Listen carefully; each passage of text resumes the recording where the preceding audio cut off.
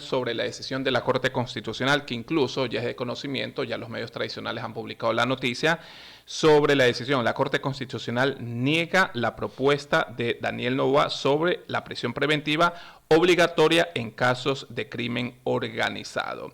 De lo que se conoce, la Corte Constitucional negó la propuesta del presidente Daniel Noboa sobre establecer la prisión preventiva como medida obligatoria para contrarrestar el crimen organizado. El dictamen del juez Richard Ortiz se conoció la tarde de este martes 11 de marzo del 2025. Gracias por estar con nosotros, abogado Julio César Cueva. Su postura, muy conocedor sobre el tema legal, sobre partes o procesos que se han llevado en nuestro país. Usted es muy conocedor de la materia. Su postura sobre esta decisión, ¿qué cree usted que pueda pasar en nuestro país sobre lo que ya les contamos a nuestros amigos oyentes a esta hora? Buenos días, gracias por la invitación. Bueno, desde el primer momento que yo conocí que el presidente hacía esta petición, hice un par de publicaciones en la red social X diciendo que eso no tenía ningún futuro, y en efecto pues no me equivoqué, porque yo viendo pues cómo se manejaba la Corte en los últimos años, tenía claro que la Corte no iba a complacer al Ejecutivo por el simple hecho de pedir una medida que, en mi opinión, era no solo electoral, sino también populista. Porque la Corte Constitucional, siendo el máximo garante de la Constitución, tiene la obligación de hacer respetar los convenios internacionales que el Ecuador tiene firmado en materia de derechos humanos. Y parte de esos convenios es la Convención Interamericana de Derechos Humanos, el Pacto de San José, ¿verdad?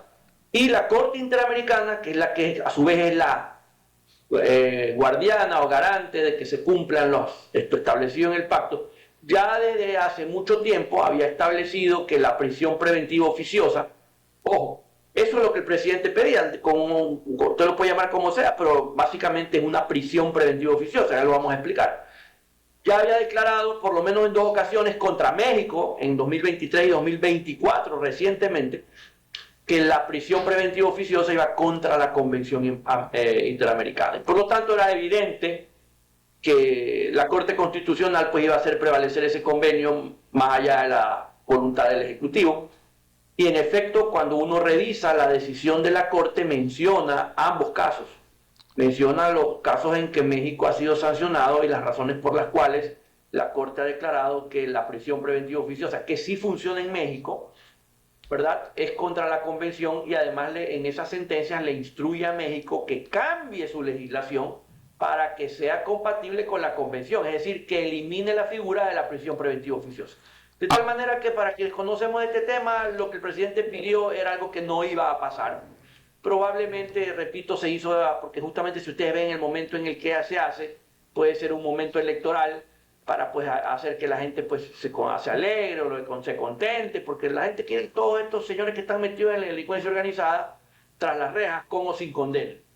Abogado. Pero ya jurídicamente no tiene viabilidad. Abogado, pero el hecho de que se pida la prisión preventiva como medida obligatoria para de alguna forma contrarrestar el crimen organizado como medida obligatoria, ¿le viene bien dentro de un proceso o no? Es lo que quiere la gente. Y es lo que pide la gente. A ver, No. detienen a alguien por estar involucrado en delincuencia organizada, que se le dicte esta medida como de forma obligatoria para que no quede en libertad. Le viene bien porque hay que tener en cuenta que los ciudadanos estamos cansados de tantos delincuentes en las calles. Así es, hay mucho legalismo, abogado, hay mucho legalismo. Parte de un principio, Paul.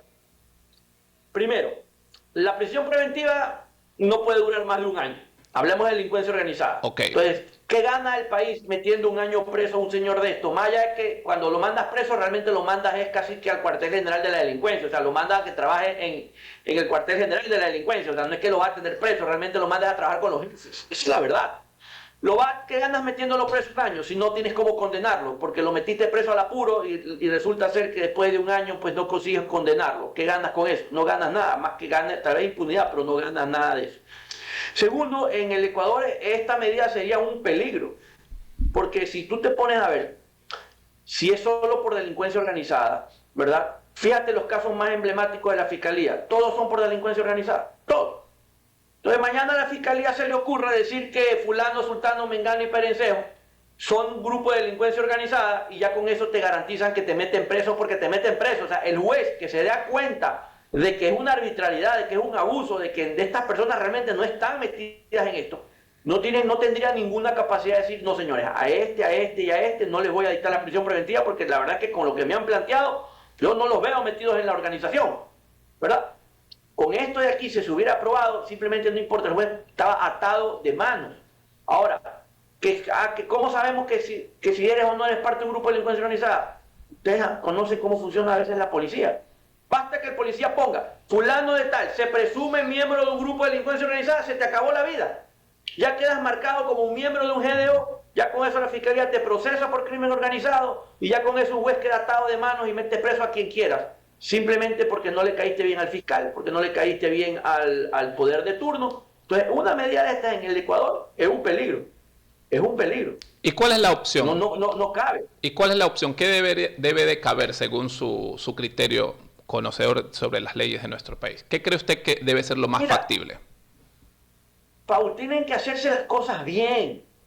Nosotros a veces, yo te digo, he visto estos casos emblemáticos y resulta ser que estudian 12.000 páginas de chats, no 12.000 chats, 12.000 páginas de chats en 4 días, hacen un informe, tumban las puertas en la madrugada y meten preso al que es y al que no es.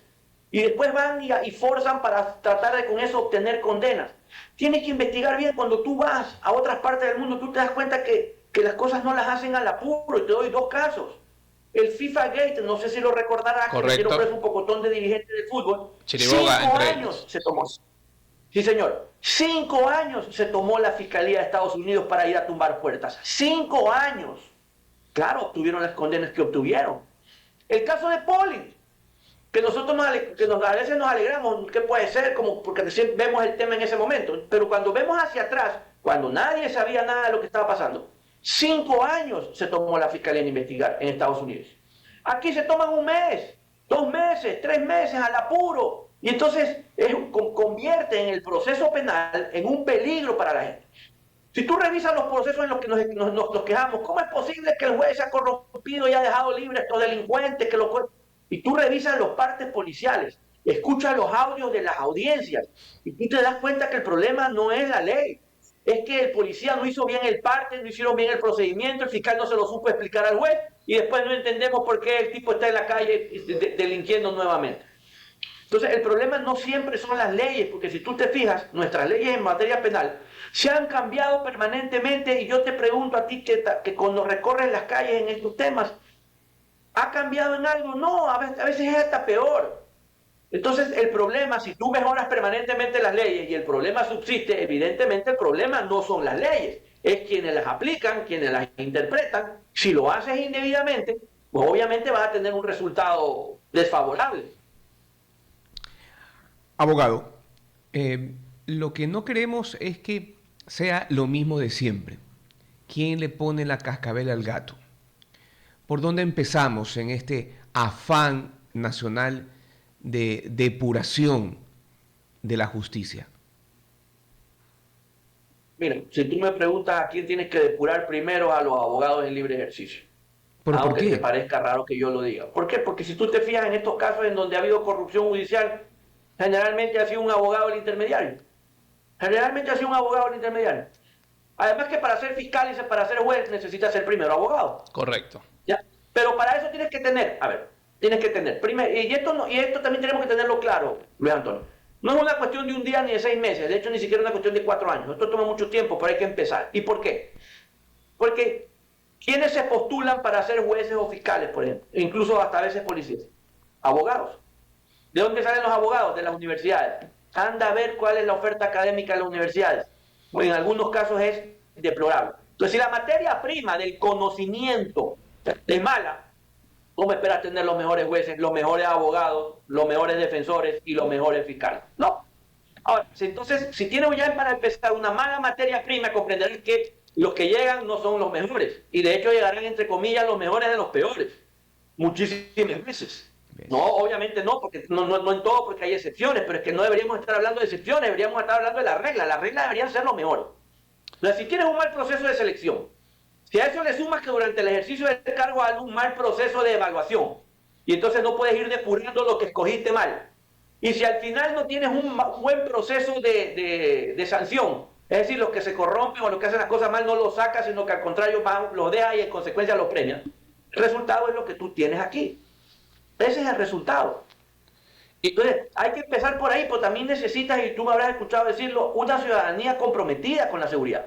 Tú le preguntas al ciudadano, el ciudadano cree que la seguridad es problema del policía, del juez y del fiscal. Y cuando vas y le dices, por favor, ¿usted vio al delincuente? Sí, sí, yo lo vi. Vaya, denme una versión para poderlo condenarle, que es el que usted lo vio. No, no, eso no quiero. No, y te ponen que sí, que tienen miedo, te ponen 50.000 excusas. Oiga, usted tiene las cámaras ahí, esas cámaras captaron el delito. No, esas cámaras no funcionan, no le puedo dar. Entonces, si la gente no se compromete, ven que están matando a alguien, la gente no hace nada. Entonces, si la gente no se compromete a ayudar, estamos complicados también. es que también es un poco complicado el hecho de tratar de comprometerse con la finalidad de ayudar, portando información, entregando información o entregando las cámaras o los videos de seguridad. Es no tener garantías, porque yo entrego, ¿verdad? Yo entrego las imágenes, al día siguiente vienen la banda y me atacan por sapos, nos dicen, ¿no? Entonces como que es un tema muy complejo. Ahora, con estos cambios de depuración que usted dice que desde depurar a los abogados, porque muchas veces estos abogados son los intermediarios para sacar de la cárcel bajo distintas formas a un procesado, el hecho de la reforma a la Constitución, perdón, la reforma al Código Orgánico Integral también le viene bien o no, una nueva constituyente le viene bien o no a nuestro país. ¿Qué cree usted, abogado? Sí, yo creo que se requiere una reforma al proceso penal y te voy a explicar por qué. Porque nuestro proceso penal últimamente ha quedado evidenciado que tiene un problema. Y tiene un problema que eso sí viene también desde la Constitución y tiene que ver con la duración de la prisión preventiva. Lamentablemente el Ecuador es un país de extremos. Antes, cuando no habían estas limitaciones, hubo gente que estuvo presa con prisión preventiva, más tiempo del que le hubiera correspondido estar presa si la hubieran condenado. Entonces imagínate, si la condena hubiera sido de 3 años y estuviste preso con prisión preventiva 5, imagínate el daño. De hecho, el Ecuador fue condenado por eso. El caso de la Corte Interamericana Tibi versus Ecuador es por un tipo extranjero que estuvo preso con prisión preventiva más tiempo del que le hubiera correspondido si se hubiera declarado culpable y lo hubieran condenado. Correcto. Como consecuencia de eso se pone un límite a la prisión preventiva. Pero resulta que el límite de 1 año ha quedado demostrado en purga, por ejemplo, y en metástasis, que ha sido un problema. ¿Por qué? Porque los jueces del tribunal, preocupados de que se caducaba la prisión preventiva y en consecuencia los multaban y los destituían, hicieron todo rápido, todo al apuro, la fiscalía sacrificó el 70-80% de la prueba, las defensas estuvieron apretadas para defenderse, los jueces al apuro haciendo sentencias. Entonces es difícil pretender que la justicia funcione cuando todas las cosas se hacen al apuro y no se hacen con el debido tiempo para garantizar que la fiscalía tenga toda la oportunidad de probar su caso de forma contundente para que la prueba permita no solo condenar, sino que esa condena se sostenga a través de los recursos y se sostenga en el tiempo. Impidió que las defensas puedan ampliamente demostrar, vea, tal vez los demás no lo sé, pero esta persona no está metida aquí. Y que los jueces puedan ampliamente apreciar y decir, no, la fiscalía destruyó todo lo que tenía que desarrollar, no se le quedó nada. Y las defensas también, ahora sí tenemos todos los elementos para tomar una decisión. Eso en estos casos no ha pasado. Y entonces tenemos resultado de que probablemente algunas personas están condenadas siendo inocentes porque no se pudo hacer mayor cosa. O a algunos por vez se les ratificó la inocencia porque la fiscalía no tuvo la oportunidad de probar contundentemente su responsabilidad penal. Entonces pasa el proceso penal en el Ecuador por una crisis y eso en efecto es como tú lo dices. ¿Cree que la situación mejore en nuestro país con respecto a los procesos judiciales o a los derechos que existen con respecto a los presos y a las víctimas? ¿Cree que las cosas mejoren? Mira, si no haces una reforma integral, en que no necesariamente es legal, sino también de voluntad política, va a ser difícil. Va a ser difícil porque pensamos que el tema es solamente las leyes, o solo los jueces, o solo la fiscalía, y tiene mucho también que ver con el Ejecutivo, que es el que controla por un lado las cárceles y por otro lado controla a la policía. Y entonces, esto si tú no formas, por ejemplo, me invento, una fuerza de tarea conjunta en donde están todos los representantes de lo que es la Procuraduría, la Fiscalía, incluso la Contraloría, que tiene que ver con temas de recursos y temas de los algunos delitos que se cometen, el Ejecutivo que controla la policía, el SNAI, el Legislativo que es el que cambia las leyes, para reformar de manera integral todo lo que hay que reformar. Por ejemplo, a veces nos sorprendemos de que sale un delincuente, ¿pero qué pasó? No se dieron cuenta. ¿Por qué? Pues no tienes un sistema automatizado en el SNAI que te dice, con inteligencia artificial, que te dice, por si acaso, la próxima semana, estas personas ya, fulano, sultano, mengano, ya tienen la posibilidad de prelibertad. No, a estos no les corresponde la prelibertad. Estas personas son de un grupo tal, póngalos acá. No, simplemente los meten ahí, se mezclan, se juntan, forman nuevas bandas. Entonces, si tú no tienes un control de eso, pues simplemente las cárceles seguirán siendo pues el cuartel general de la delincuencia organizada y desde ahí se cometen muchísimos delitos. ¿Cómo puedes llegar a probar eso? Difícil. ¿Cuántos culpables tienes condenados por las masacres carcelarias? Ninguno, y no lo vas a tener. ¿Por qué? Porque si tú como SNAI eres el encargado de organizar eso para que los delincuentes no sean los organizados sino el Estado, y no funciona así actualmente, difícilmente lo vas a poder hacer. De tal manera que si no hay una voluntad política de juntarse y decir vamos a resolver el problema, no lo va a resolver nadie, porque cada uno está tratando de resolver por su lado. La policía viendo a quién mete preso, los fiscales viendo si lo meten preso o no lo meten preso, los jueces viendo si los condenan o no. Entonces cada uno por su lado, resulta ser que al final del camino lo que concluyes es que aquí lo único organizado es la delincuencia.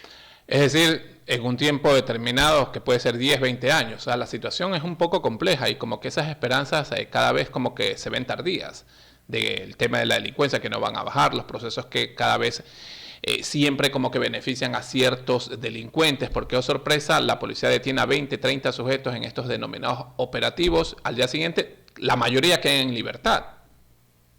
Porque los procedimientos se hacen mal. Mira, además te voy a decir otra cosa, mira, todo lo que tiene que ver con delincuencia organizada se hace con dinero y se hace por dinero. Ellos no se organizan por hacer fiestas, se organizan es para todos los delitos que puedan, pero al final del camino todo converge en algo, el dinero. Pregúntale por favor a la Fiscalía cuántos casos tiene activos de lavado de activos. ¿Cuántos casos tiene con condena por lavado de activos? En un país donde se lavan 5.000 millones de dólares en activos, 7.000 en criptomonedas, 7.000 millones, ¿no? O sea, imagínate cómo hacen para que, y aquí no hay la cantidad de condenados que debería haber en proporción a eso. ¿Por qué? Porque pensamos que metiendo preso al sicario resolvemos el problema, metiendo preso al microtraficante, porque ni siquiera es que si tú me dices aquí en el Ecuador no tiene ningún gran narcotraficante preso, ¿no? A nadie de ese nivel tiene preso. Entonces, si tú no atacas el kit del asunto que es el dinero, entonces esta gente sigue teniendo dinero para seguir contratando impunidad, comprando justicia, comprando sicarios, comprando armas. Y tú lo ves y te das cuenta porque la penitenciaría se mete, saca 5 pistolas, 2 meses después encuentran 20.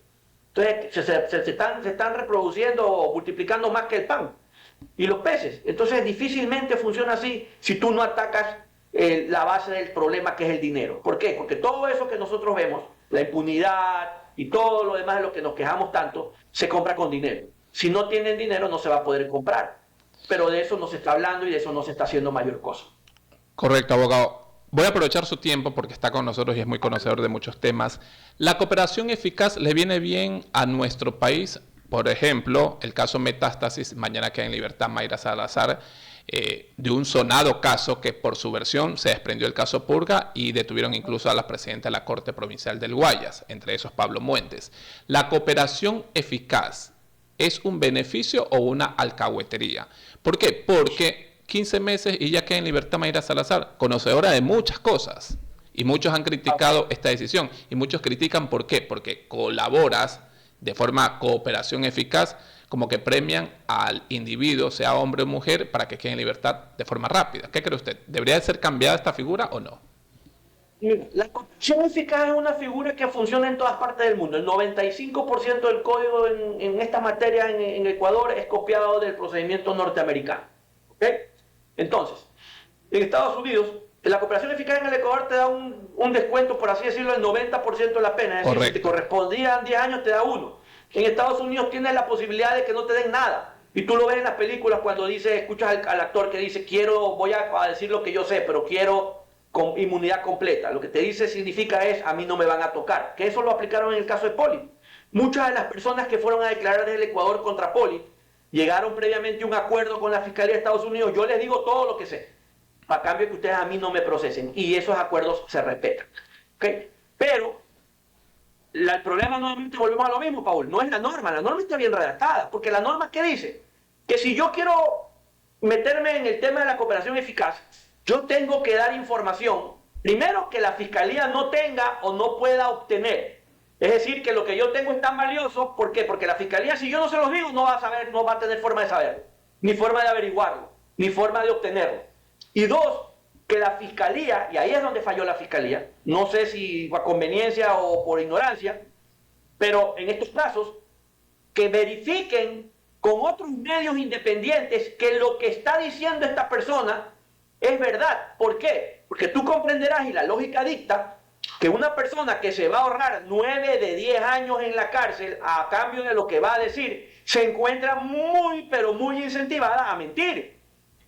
Entonces, el beneficio justifica el nivel de mentira de esta persona. Por lo tanto, requiere que a mayor beneficio, mayor corroboración periférica para verificar que en efecto esto ocurrió. Eso la Fiscalía no lo hizo. ¿Ok? Ahora bien, sí, todo es detestable todo lo que se escuchó de decir a Mayra Salazar. Es detestable el rol que ella hizo. Pero si tú te pones a pensar, Mayra Salazar, ¿qué nivel jerárquico tenía en la organización? En el mejor de los casos intermedios. Para eso sirve la cooperación eficaz. Sirve para que a alguien de un nivel medio te permita sacrificarlo, por así decirlo, sacrificar la pena que le podrías dar a cambio de que te dé, por así decirlo, la cabeza de alguien más importante en la organización. Te doy un ejemplo. Logras detener al financiero de una organización de lavado de activos. Ese es el tipo. Ese no es el cabecilla, porque no es el dueño de la plata. Pero ese tipo sabe dónde están las cuentas, dónde están los bienes, quiénes son los testaferros, cuáles son las operaciones que se han hecho. ¿Te imaginas la cantidad de información valiosa que tiene? Si la Fiscalía no tiene a nadie más, no tiene las computadoras y no tiene ninguna idea para dónde ir, ese hombre es valiosísimo. Lo sacrificas, entre comillas, no metiendo los 10 años, sino uno, a cambio de que él te diga dónde están los bienes, dónde está la plata, cómo se lavaba, quiénes son los testaferros, ¿verdad? ¿Quiénes son los cabecillas? ¿A quién le daba las instrucciones? ¿De quién recibía las instrucciones? Ok, eso es lo que para eso se ha utilizado a Mayra Salazar. Ok, entonces por detestable que sea, su papel era importante en términos de que permitía identificar a ciertas personas. El problema, ¿cuál fue? Que gran parte de lo que dijo era mentira. Y para quienes conocíamos ciertas cosas que pasaron, entendíamos que era mentira, nos dábamos cuenta de que estaba mintiendo. Era imposible que haya sido una persona casi que omnipresente, porque si tú escuchaste, ella estaba en todos lados, todo sabía de todo, todo le confiaban y casi que estaba en dos lugares al mismo tiempo. Entonces era evidente que habían cosas que no estaban bien, pero la Fiscalía probablemente porque no le interesaba pues complicarse con esas cosas, lo cual es un error porque su obligación es investigar seriamente, le creyó todo y en base a eso fueron a procesar a un poco de personas, probablemente algunos de ellos hayan sido inocentes, no lo sé. ¿Ok? Entonces, la cooperación eficaz no es un problema, es la forma en que se ha aplicado la figura, indebida e incorrectamente. Volvemos a lo mismo, el problema no son las leyes, sino la forma en que se aplican, la forma en que se interpretan. Gracias, abogado, por estar con nosotros acá en WQ Radio, WQ Noticias. Es muy valiosa toda la información que nos ha otorgado acá en esta entrevista. Que tenga buenos días, abogado. Igual, buen día, Luis Antonio, Paul. Un abrazo, buenos días. Ok, nos vamos a la siguiente pausa comercial. Ya volvemos. Somos WQ.